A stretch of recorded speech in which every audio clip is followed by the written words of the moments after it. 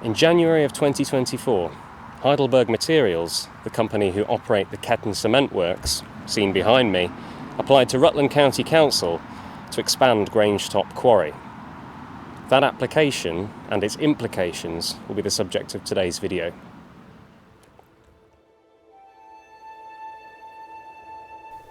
This expansion would guarantee them the limestone and clay needed for continuing operations between now and 2050. The quarry lies to the northwest of Ketton and to the southeast to the village of Empingham. The current quarry and works cover around 375 hectares of land, and plans would see this expanded to around 550 hectares over the next 25 years. Here is the plan provided, which outlines the two areas applied to be quarried. They're known as Field 14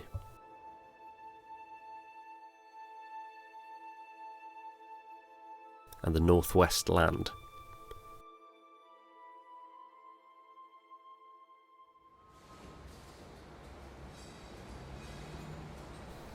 The Ketton Works is responsible for around 10% of the UK's Portland cement needs, an industry which produced 6.5 million tonnes of CO2 in 2022, which according to the UK government was that year the largest source of industrial process emissions. In this short video I aim to outline some of the issues and objections to the current plans and how they might be improved, as well as how the expansion of the quarry could benefit the local area. From local residents and community groups to national companies and members of Parliament, a huge number of objections have been lodged relating to this application, many of which the local public may not be fully aware of. Let's start with CO2 and pollution. As I mentioned before, this industry produces vast quantities of CO2 and particulate pollution every year. While Heidelberg and Rutland County Council claim to be committed to net zero by 2050, it's clear that this industry is still a significant component of national CO2 emissions.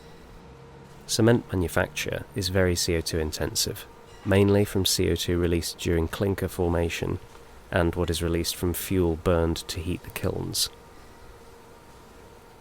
The Ketton Works are still burning fossil fuels and alternative fuels, such as meat and bones, to generate heat for their kilns, as you can see in this video.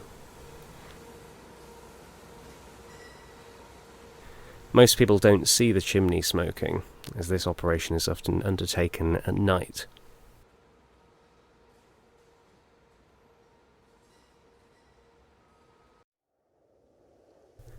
At the Ketton Works, investment has been made in solar energy and some reasonable tree planting efforts, but not nearly enough to offset the historic and future emissions.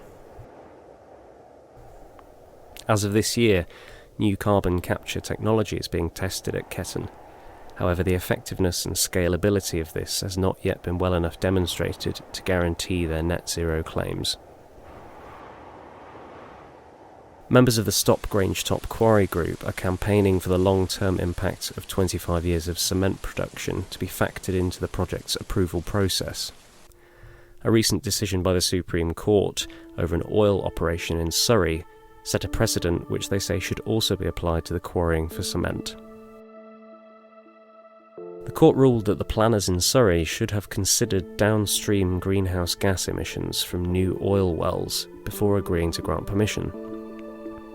Given that the Ketton Works is the single largest producer of CO2 in the region, it doesn't seem unreasonable to suggest they also consider this impact. Many feel that fledgling carbon capture, which has been unproven, is insufficient reassurance in this matter.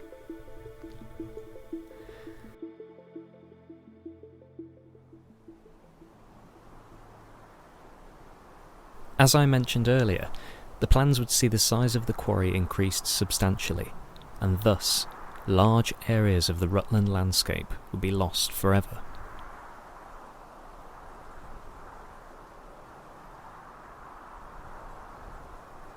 What you're seeing on screen is a time-lapse of the expansion of Grange Top Quarry from 1984 to the present day.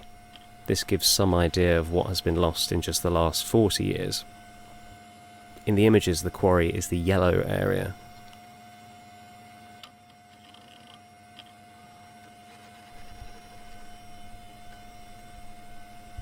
previous expansions have led to a few regrettable losses, such as the quarrying of an area where Roman settlement was uncovered, or where a highway was rerouted through an ancient oak wood.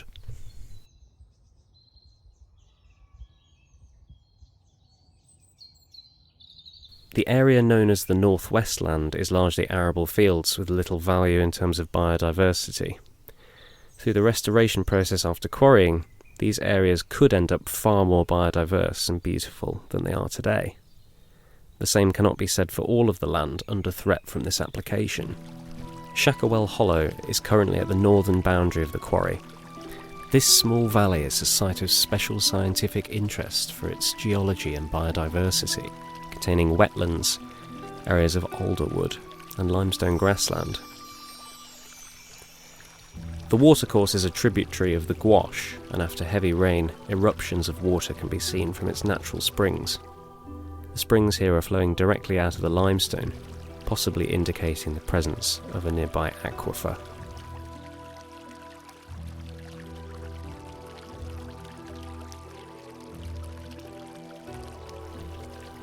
If this application is approved, the SSI will be sandwiched between two large areas of quarrying to the north and to the south, the south area now being restored.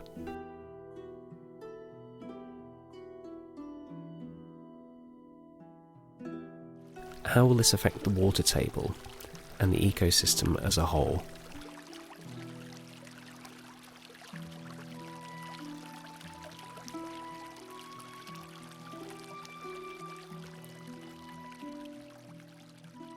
Moreover, Heidelberg wants to blast a route through the Shackerwell Hollow to allow works traffic through. Note the proximity of this new HGV road to the SSI area and the rest of the hollow. In Rutland County Council's local plan document, it states that any mineral extraction from the Ketton works must ensure the conservation and enhancement of the special features of interest of Shackerwell Hollow. I'm not sure how the planned expansions enhances this amazing site, especially given the plan to blast a haul road through it. Other than a green buffer zone along the edge of Shackerwell Hollow to the north, the rest of the Northwest Land is to be returned to agricultural land, another missed opportunity. Given its proximity to Rutland water, this could become a haven for rewilding and biodiversity enhancement. If they're going to blast two large roads through the edge of Shackerwell Hollow, then there should be more mitigation.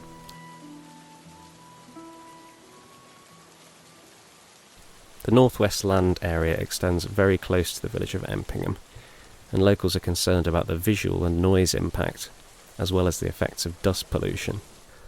Field 14 is the other area of proposed expansion, and it lies to the west of Empingham Road. On the boundary with Empingham Road is an area known as Paradise Field. This is within the area planned for quarrying. The land was once owned by Thomas Burrows in 1919, a local landowner and tree planter. Many of the beautiful mature trees in Ketton were planted by him.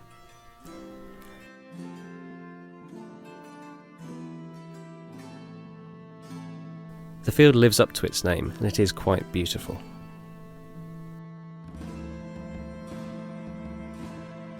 The field contains 2 groves of large, giant redwoods, as well as 2 ancient apple trees and numerous mature native deciduous trees.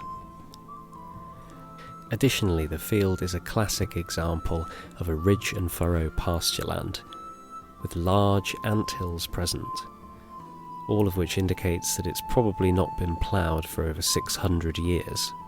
The Ketton local plan did not include this plot when it was submitted, as it has only recently become more well known. But the only other area of ridge and furrow in Ketton has been advised to be protected due to its historical value. Everything you see here is under threat of clearance, including all the mature trees, if the application is approved in its current form. Giant redwoods are some of the best trees on Earth for capturing carbon, and can live up to 3,000 years.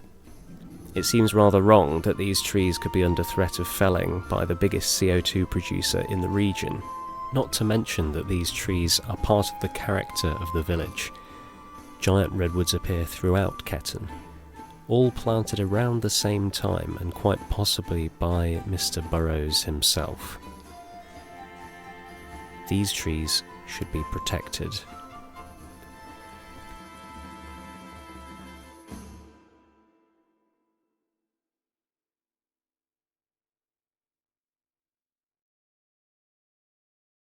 This area is on the eastern boundary of the land planned for quarrying, and could be entirely or partially excluded. In these charts you can see two phases of quarrying, and these illustrate how Field 14 and Paradise Field specifically will be gradually destroyed. Looking at the location of the first grove of giant redwoods, it sits just next to the agricultural gate, and it appears from the charts that it's right on the boundary. Just a small change to the plans in Paradise Field could see these trees saved. By moving the extraction area limit by just 10 metres in this one location, those trees could be saved and factored into the final restoration plan, which would enhance the area visually and in terms of its biodiversity. We would also potentially be able to retain a small amount of the ridge and furrow pasture land. I would rather see none of it go, but if any of it can be saved, then that would be preferable. If allowed, these trees would live on for another 2,900 years. I urge anyone who agrees to write to Rutland County Council about the matter. The what three words of the grove is for reference. I will be doing a follow-up video addressing this specific issue in due course. Just down the road is a listed windmill. The mill is an old stone structure, which could be at risk from the effects of nearby blasting. When I discussed this with a local parish councillor, it was raised at a meeting with Heidelberg, who claimed their research shows that it will be unaffected by the blasting. I wonder how they can be so sure it will be unaffected. They did not plan any monitoring at the site to determine if it had been negatively impacted.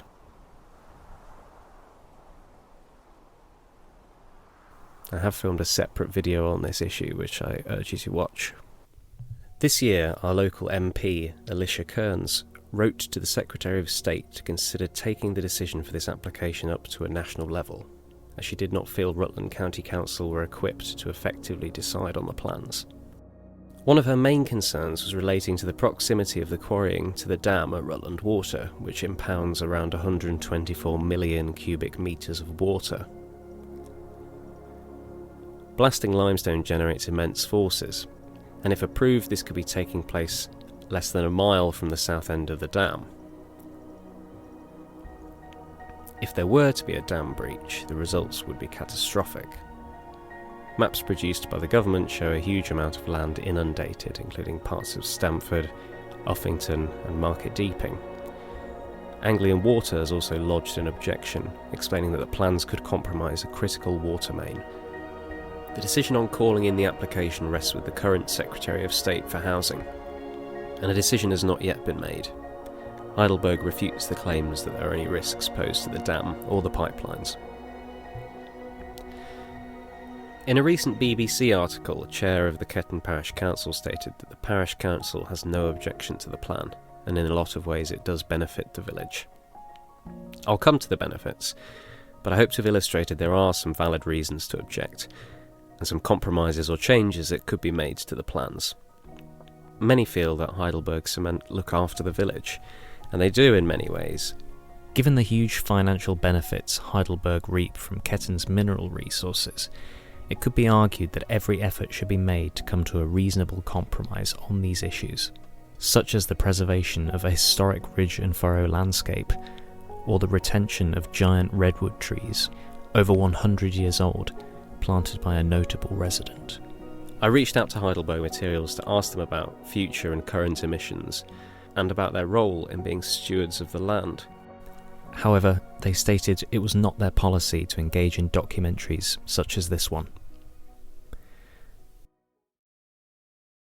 So what benefits does the plan bring? First of all, it will allow the continued operation of a historic local industry which is at the heart of the village of Ketton. Quarrying has been going on here since medieval times, and since the creation of the Ketton Portland Cement Company in 1919, it has been even more pivotal in the prosperity of Ketton and many others down the supply chain. The plant presently employs around 250 people directly, with many more jobs being created in the logistics downstream of the plant. Many of these employees are locals and will be glad to see another 25 years of job security. Ketton also provides the largest industrial works in England's smallest county, identified with a chimney towering above the village outskirts. Stonemasonry is also an important local industry, which sources some of its stone from the quarry.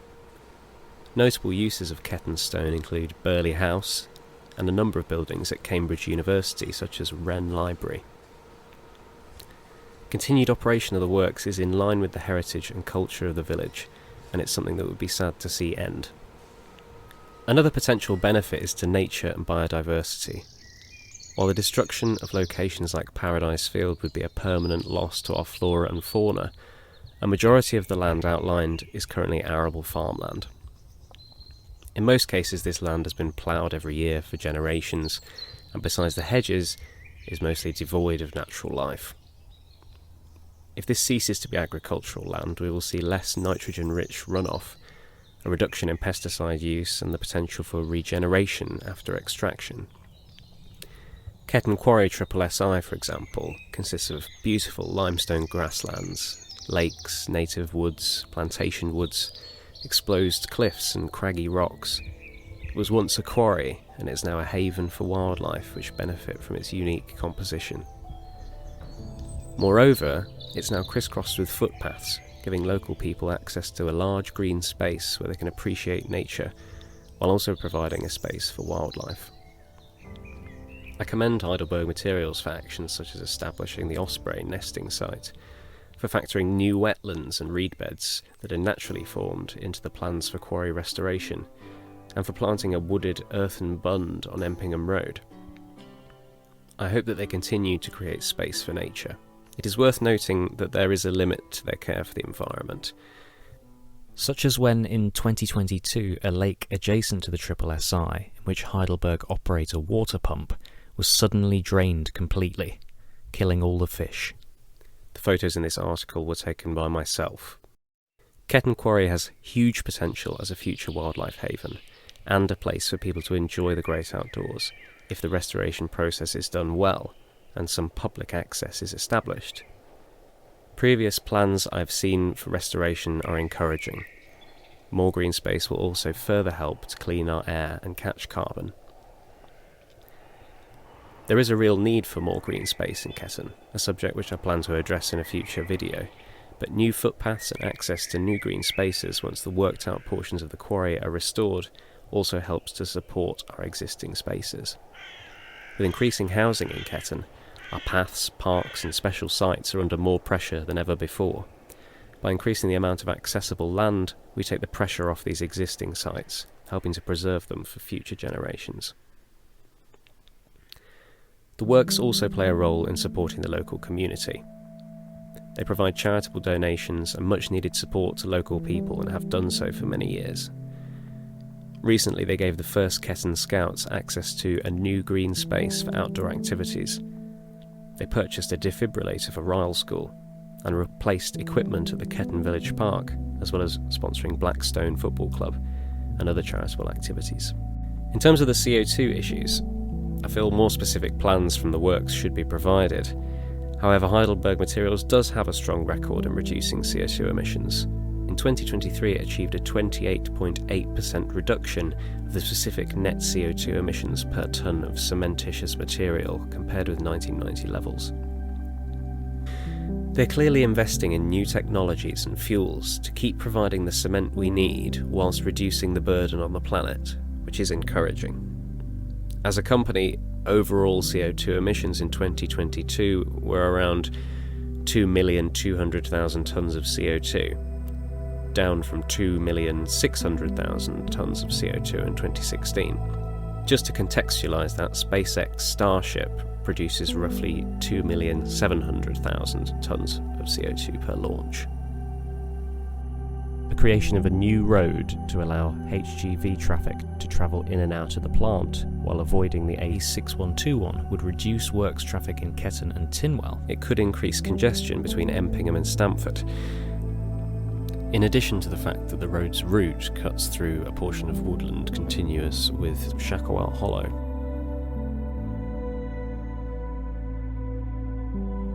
The decision regarding this application currently rests with Rutland County Council. In my communications with the lead planning officer on this case, Andrew Waskett-Burt, he has assured me that they will continue to accept further comments until a formal decision is made. If you wish to make a comment, it is best to do so through the Rutland County Council website, there'll be a link below, or alternatively email planning@rutland.gov.uk. Heidelberg is currently producing a response package based on additional comments, after which there will be another public consultation. It will be interesting to see if the government do call in the application, but in the meantime direct all additional comments to Rutland County Council. Continued operation of the works would surely be of benefit to the village. However, what form this expansion and continued operation takes is important, and ideally avoiding the loss of historically important plots of land, significant trees, and mitigating damage to infrastructure are essential compromises. Rutland County Council ought to also consider the long-term effects of this application on the planet. Compromise between the interests of a multinational corporation, key infrastructure supply chain, and local people will be key to a satisfactory outcome in this. Make your voice heard by commenting on the planning application. If you would like to try and preserve Paradise Field and its giant redwoods, it is imperative that you comment on this application. Or if any of these other issues stand out to you, then I encourage you to do the same. Let me know in the comments if there's anything you feel I have not considered. Thank you for listening.